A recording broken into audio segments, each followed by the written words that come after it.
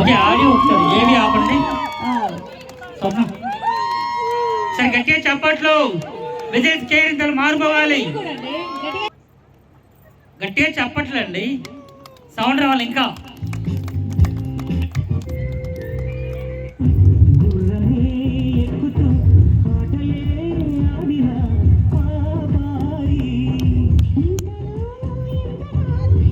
రేవతి గారు, బాబాయ్ మా రాజేంద్ర గారికి కొంచెం కేక్ పెట్టండి.